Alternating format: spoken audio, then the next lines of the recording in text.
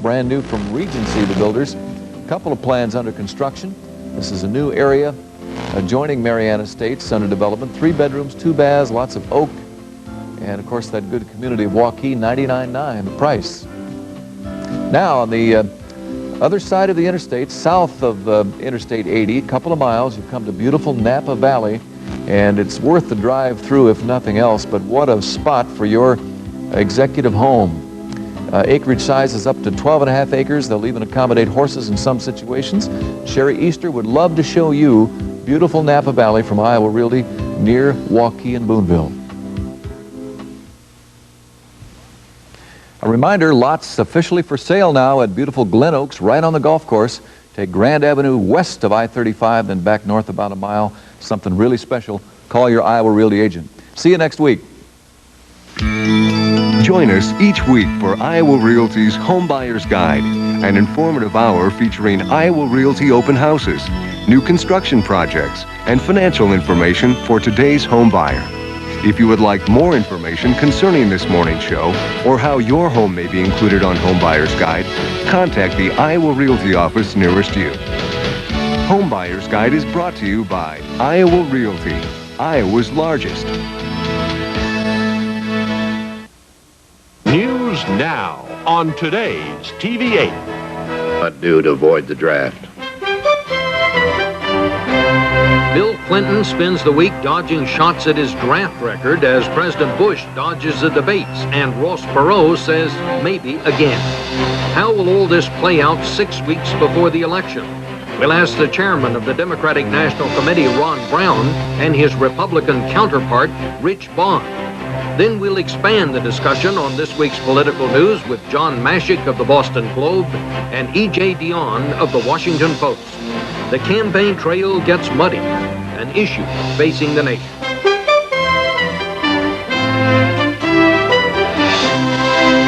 Face the Nation with Chief Washington Correspondent Bob Schieffer. And now from CBS News in Washington, Bob Schieffer.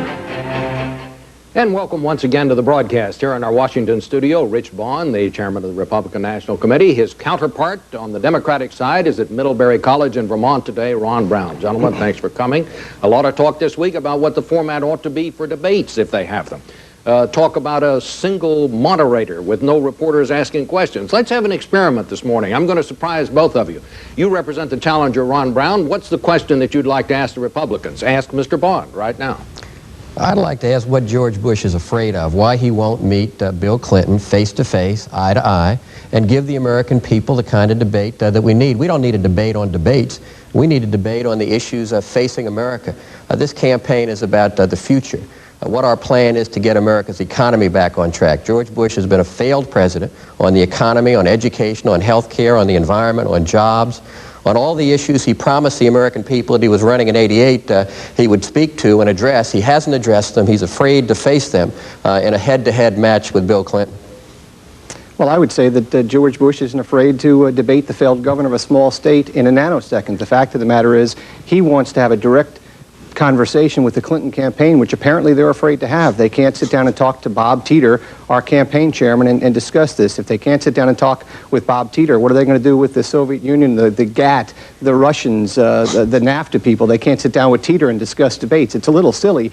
We've offered to debate. We said, let's do it the way it's been done for 16 years. It works very, very well.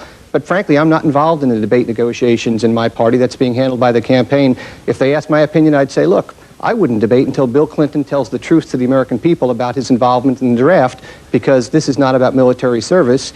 It's about a whole tissue of misrepresentations and misstatements and concealments. And if you can't trust Bill Clinton on the draft, what can you trust him on?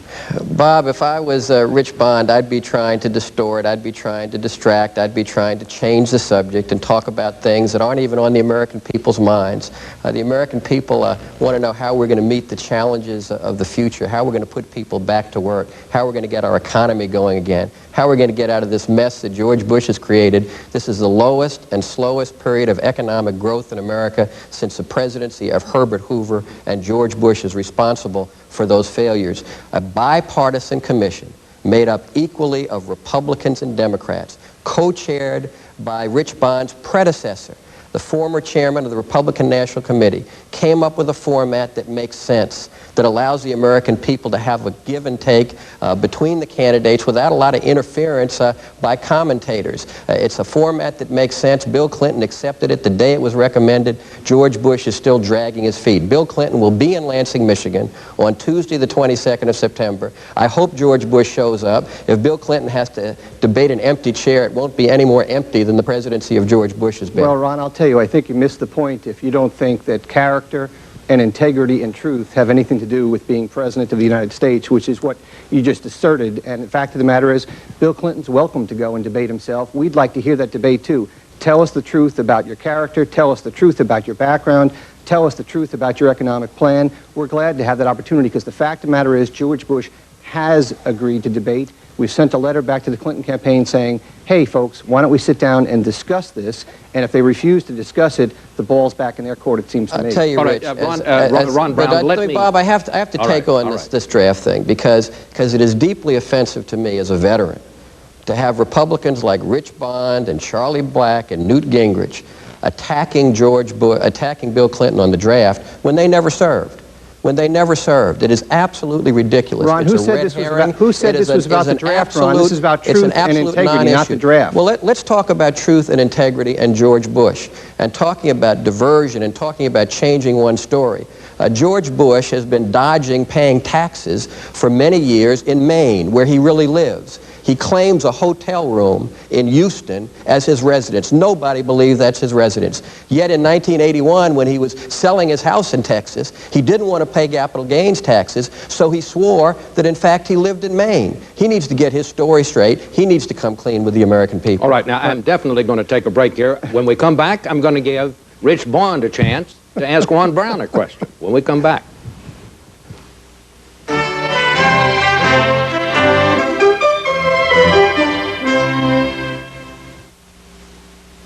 This portion of Face the Nation is sponsored by the Archer Daniels Midland Company. ADM, supermarket to the world. In 1862, the average American farmer fed 5 people for 1 year. Today, he feeds more than 90, not just Americans, but people around the world as well. Obviously, as a leading processor of food ingredients, we at the Archer Daniels Midland Company couldn't survive without the American farmer. But then, neither could you. Our team project was tough. The deadline was tougher. Only one digital color printer prints in black and white and color at the same time to save time. Intelligent color for any document, only from Xerox. Putting it together. Our spring fashions are terrific. Now let's get them noticed. Highlight your news with Xerox color and you'll get everyone's attention faster. Intelligent color for any document, only from Xerox. Putting it together. Well, we're back with the two chairmen of the Democratic and Republican parties, and as promised, it is your turn, Rich Bond, to ask the question. Well, but before I ask the question, just remember on this draft issue, the Republicans are not claiming that the issue is service or not service, as Ron just implied. The Republicans are basically saying, come clean with the American people, tell the truth, it's an issue of character and integrity, and that means something in a presidential election. My question to you, Ron, is why is Bill Clinton, and why are you and the Democratic Party leadership so ashamed of your own Congress that you're begging them to leave town in early October? You're saying don't do anything to hurt Bill Clinton's campaign, don't tax and spend, and in fact, Bill Clinton in his own speech at the convention, 53 minutes long, that he rewrote 19 times, didn't even mention the word Congress once. Why are you hiding these guys? First of all, Rich, you've used this technique before in talking about our convention. You didn't tell the truth about our convention. Members of Congress had very prominent roles in our convention. Almost 40% of our speakers were members of Congress. 3 of our 4 co-chairs of the convention were members of Congress. We think it is important to have a president who can work with the Congress. George Bush has failed on that. He tries to act like he's the only president in the history of America who has had to work with a Congress of the opposing party. It's been his lack of leadership that has caused the gridlock. Absolutely. There's no question that Bill Clinton has the ability to make government work. that he can work with the legislative branch of government, but he's going to lead, not follow. He's not going to sit down and negotiate with Congress. He's going to lay out a 100-day plan for America so we can get America back on track. And I believe Democrats in Congress and Republicans of goodwill will follow his lead. All right, I'm going to change the subject now. What? God help us. I mean, if Bill Clinton goes and becomes a rubber stamp president for a rubber check Congress, we're going to be in big trouble. The last time we had a Democratic president and a Democratic Congress, it was Jimmy Carter, and what I remember, Ron, was 19% inflation, 19% interest rates, 10.5% unemployment, and America the laughing stock of the world. God help us. Yeah, and American workers were #1 in wages then, and they're number 13 now. We had an economy that was growing. We have an economy that is a no-growth economy now. Unemployment is up now. Bankruptcies are up now. Health care costs are up now. There is just no ability of George Bush to display any credibility on issues of taxes or the economy, and that really is what this election is about. It's just amazing, Ron, how you're going to blame everything in the world on George Bush's shoulders when we have had the worst Congress in the last 3.5 years. Not everything in the world, but George Bush, cynical George Bush wants to take no responsibility for anything. These guys George Bush can't takes get no the job responsibility done. for anything. No, George Who's Bush been takes president for responsibility 4 years? Now, I'm going to have to, as the single moderator in this debate, I'm going to have to ring a little bell here. Finish your question. You see, a single moderator works. All right. Works, doesn't it? All right, I'll give you 15 seconds. That's why we're having 2 more journalists join us later in the show, Ron, to get more diversity in here. It's worked for 16 years, and we ought to do it that way. And in the end, after Bill Clinton goes up and runs around Michigan and does his thing, we'll have debates just like George Bush. I hope George Bush shows up on Tuesday and shows that he's willing to face Bill Clinton head-to-head and man-to-man. We hear a lot of brave, macho, prep school kind of talk from George Bush. Let him show up Tuesday night. All right, I'm going to change the subject here. Let me ask you about somebody who's not in either of your parties, and that is Ross Perot. Do you want his endorsement, Rich Bond? Well, look, Ross Perot has got a movement out there that's to some degree splintered, but some elements of it are still behind him. I think he could be a force for the good in both parties, and it would be great to have those people behind us. What's your thought about Ross Perot? Should he or shouldn't he get into this at this time, Ron Brown? Well, I hope he doesn't get into it, but that is his decision. We're going to continue to reach out to Ross Perot and his supporters across America, as we've done. The Clinton-Gore message is resonating with his supporters, and it shouldn't surprise anybody because they're fed up with the status quo, like most Americans. They want change. It is clear to almost everybody who has had any contact with Ross Perot that he has no respect for George Bush. He thinks George Bush has been a failed president. On the other hand, he's had very kind and complimentary things to say about Bill Clinton and Al Gore. We would like to have his support, but even more importantly, we want the support of all those who favored him running for president. Well, I hardly think that a vendetta against George Bush is reason enough to urge someone to take action in the presidential campaign. I would say again that the Perot people have something very good and noble in their blood. They want to change the government, and their best chance to change the government in dramatic fashion is with George Bush and giving George Bush a Republican Congress. Remember, yes, the last time we looked Bush really at the Congress, has been an agent for change in 96 of 100 America. of the He's top the spenders epitome in of the America were status quo. Congress. We can do better. I'm sorry, Ron Brown, would you I repeat? said that trying to portray George Bush as an agent of change is laughable. He is the epitome of the status quo. That's why he doesn't have a message that's resonating. He's got no positive case to make, and that's why we get these constant distractions and efforts to change the subject on the part of his campaign operatives. Well, let me go to that, okay? George Bush, in his domestic agenda released last week in Michigan, talked about engagement. He talked about the fact that he's been engaged with this Democratic Congress for 3.5 years, enterprise zones, health care, education, reform of the legal system, crime, and has got nowhere. You cannot have a successful domestic agenda if you don't have the cooperation of the Congress, and there is nothing in this country that George Bush couldn't get on the road to fixing if you just give him a Republican Congress. Second point is integration, and that is all of these things touch each other. Education touches crime. Crime relates to enterprise zones. Enterprise zones relates to jobs.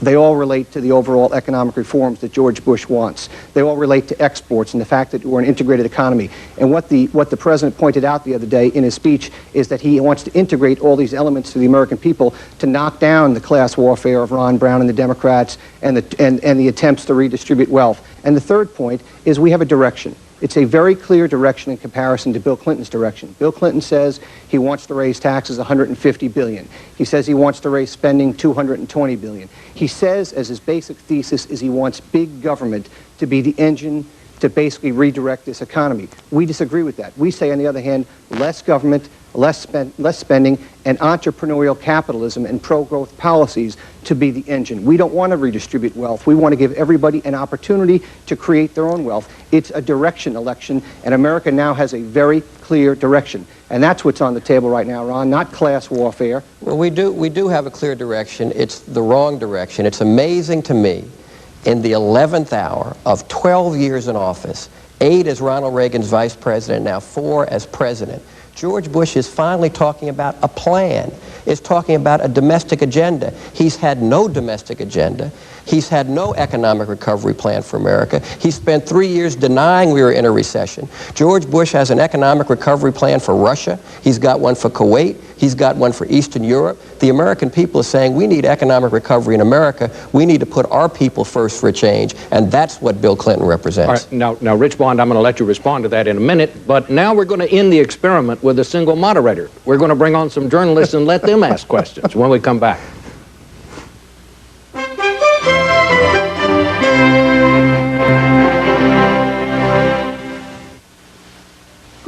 Witter believed every success story was unique. We have a sacred trust to protect our investors. Whether it's the success of a small business, to maintain conservative policies, saving for college, to put the interest of our clients first, or planning an early retirement. From getting in on the ground floor to getting all the way to the top, Dean Witter is there to help every client make it every step of the way. Dean Witter. We measure success one investor at a time. Corn. Not only is it America's most abundant crop, it's also the most versatile. At the Archer Daniels Midland Company, we get golden corn oil from it, as well as corn sweeteners, ethanol, and protein products used in animal feeds.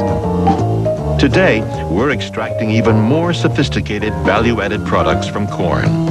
Products such as citric acid, which gives candies and fruit-flavored beverages their tangy flavor. And lysine, an amino acid that optimizes the nutrition of poultry and swine feeds. But even this list is far from complete. Right now, we're developing additional value-added products from corn, along with innovative applications for them. Because at ADM, we believe the potential of this crop is nearly as great as its supply. ADM, supermarket to the world. We put our best people on the project. Hope they come through. One network color laser printer not only brings everyone together, it brings out the best in everyone. Intelligent color for any document, only from Xerox. Putting it together. Before building new water mains, we had to know where the old ones were. Xerox color not only helps with little details, it gives you the big picture too. Intelligent color for any document, only from Xerox. Putting it together. So, Jim, what are you getting Murphy's baby as a gift? I'm going with earplugs. Can you imagine being sung to sleep by that voice? Behind the scenes of Murphy Brown tomorrow on CBS This Morning. And join us now, John Mashek of the Boston Globe and E.J. Dionne of the Washington Post. And continuing our little instant experiment here, which is best, a single moderator debate or have journalists ask the questions? I felt guilty coming out here because that format works so well. These guys proved that we ought to get out of the way. And actually, I'd like to ask Rich, you know, you said a lot of times that the press is biased against President Bush. Why in the world would you want journalists out there with President Bush if you think we're so biased? Why don't you just meet Clinton one-on-one and there's no interference? Because I think a diversity of presentation in these debates is very, very helpful. It's worked well, EJ. As you know, I've been in presidential politics now for 16 years, and having a group of journalists, representative of the profession out there, engaging with the candidates brings out a good dimension in the race. It allows for a lot of follow-up. It allows for a diversity of opinion. It allows for people that have greater expertise than others do in certain areas to probe and push, and I think it works very, very well. And in the end, that's what's going to happen, EJ. But wasn't it harder for you and Ron to avoid each other's questions? It's a lot easier to avoid questions coming from the press. Well, it was only, when the it was only hard for me when Ron was talking over my answers. Right, and I think that people learned a lot as you were going right at each other. Chairman Brown, I'd like to ask you, Jesse Jackson is a potential loose cannon out in the campaign this fall. You've been an advisor to him.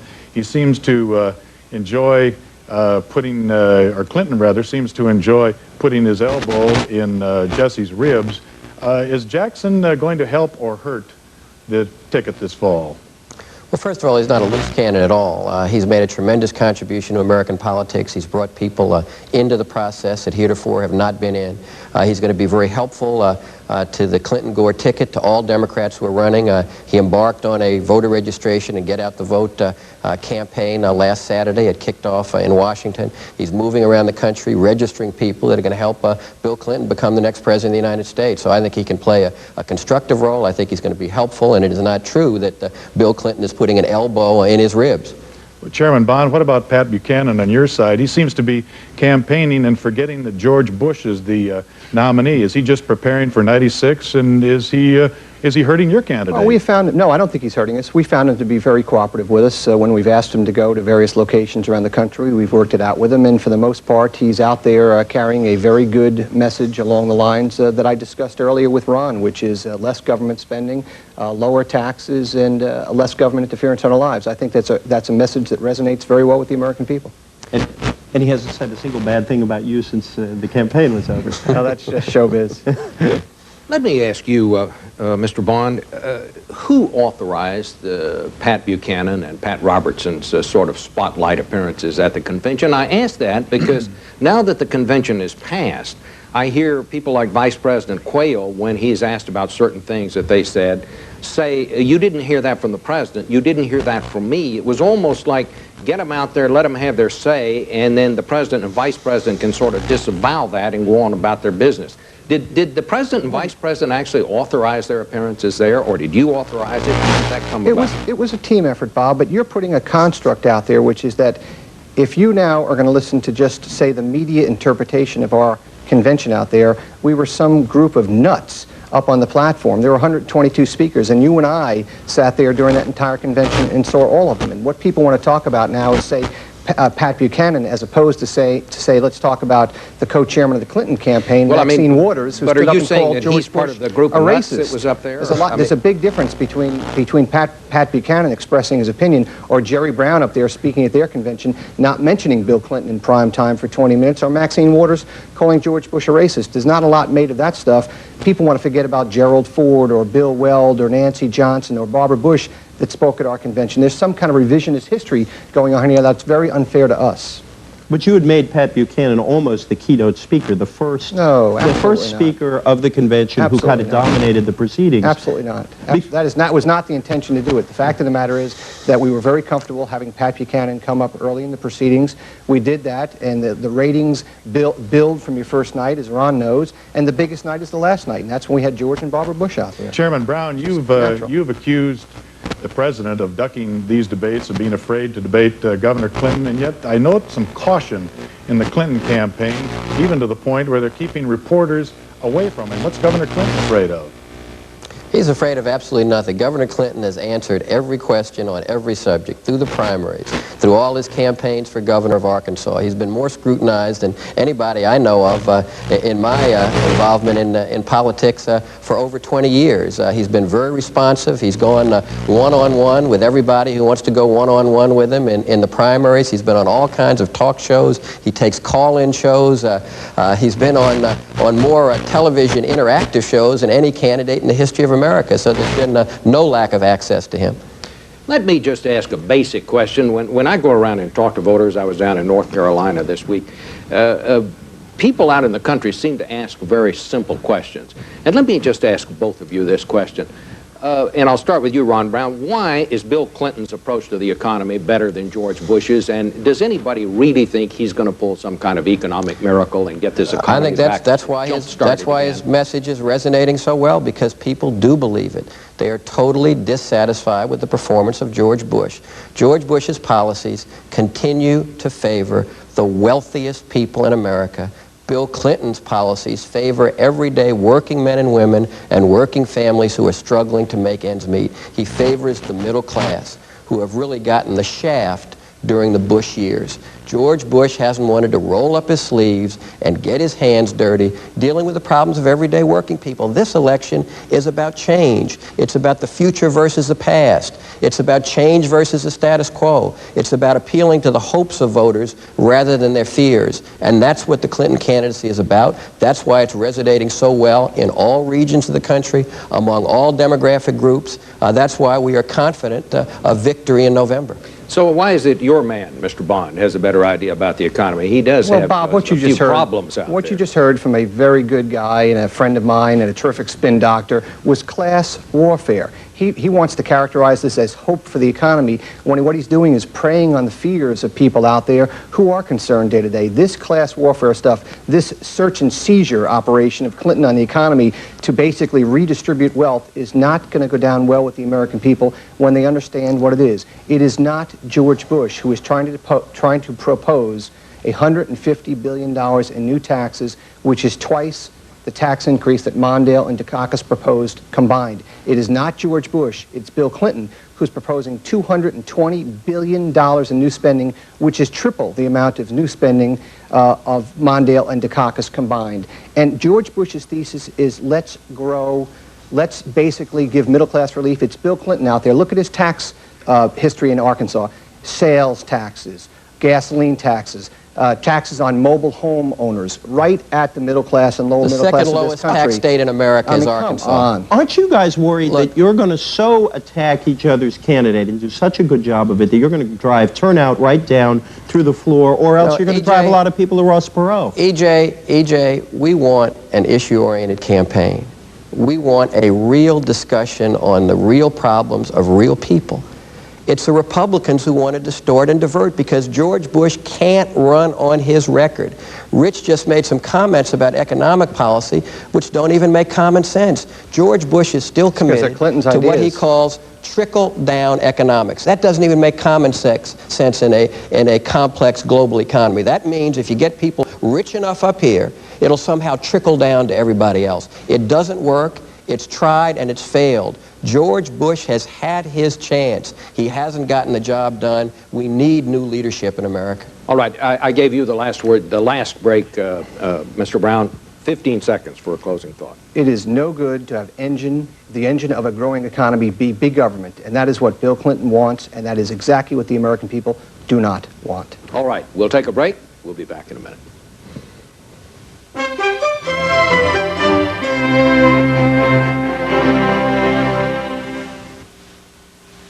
At the Laporte Vineyards, owners Victor and Beth Laporte knew varietal grapes, but profit-sharing and pension plans they knew little about. So they turned to someone who gave their financial needs the same care they accorded their wine, Dean Witter. Where we invest is in the individual. What we invest is our time, our expertise, and our care. So the Laportes can now not only enjoy success, they can taste it. Dean Witter. We measure success one investor at a time. Look what ADM research has cooked up. An all-vegetable patty that contains dietary fiber, is low in fat, and free of cholesterol. One that's made to meet the demands of vegetarians and other health-conscious consumers. It's the Midland Harvest brand Harvest Burger. And so far, it's made a big impression everywhere it's landed. ADM, supermarket to the world.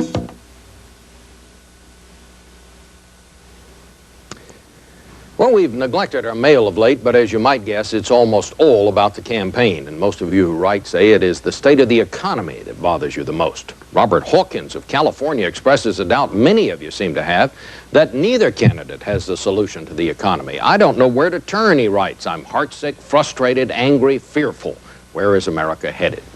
Charles Crumpton of Howard Beach, New York says he knows what the answer is not. There is nothing that George Bush, Bill Clinton, or Congress can do to improve the economy unless we stop the one-way flow of money out of the country. Bank on it. And on another front, Clarence B. Souter of Ocala, Florida, brings up something no one seems to talk about much anymore.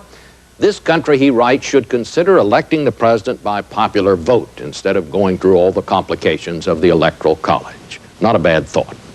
That's it for this week. Thanks for joining us on Face the Nation.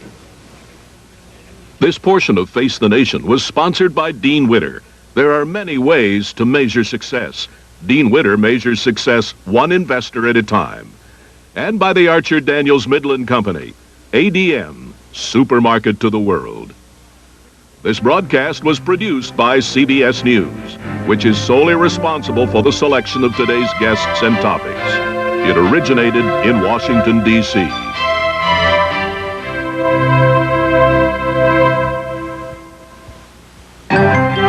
Experience CBS News. Alternative medicine. What can it do that regular medicine can't? Plenty. Can it help you? Possibly. Eye on Your Health. New Age, New Rage. Starts Monday on the CBS Evening News. This is CBS. Government just isn't working for the hard-working families of America. We need fundamental change, not more of the same. That's why I've offered a comprehensive plan, a real plan to rebuild America. Create 8 million new jobs, invest in education and job training, ensure quality, affordable health care for all. We're going to ask the rich to pay their fair share so the rest of America can finally get a break. A plan to put government back on your side. Read it yourself. Together we can make America work again. The luxurious feel of top grain leather, buttery smooth, direct from Italy, an investment in quality, and Slumberland makes it affordable. Right now, get this beautifully styled sofa, matching chair, and